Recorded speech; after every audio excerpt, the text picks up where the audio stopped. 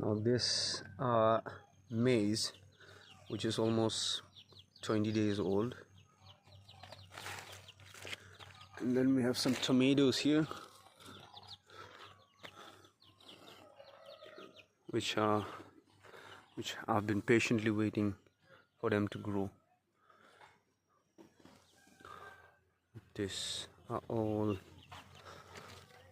maize. Hopefully we're gonna get some big cones out of them. And these here are chili plants. It's gonna take some time for them to grow, and then hopefully in one of the future videos I'm gonna show how these big chilies are gonna be. I'm gonna take you to another version of the chilies which are already grown. They're about to fruit now. So these are the big ones.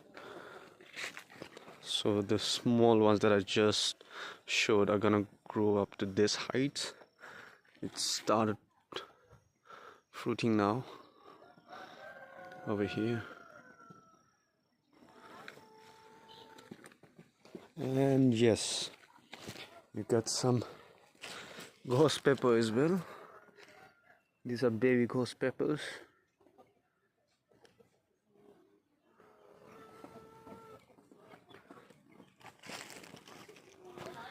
That's all for today.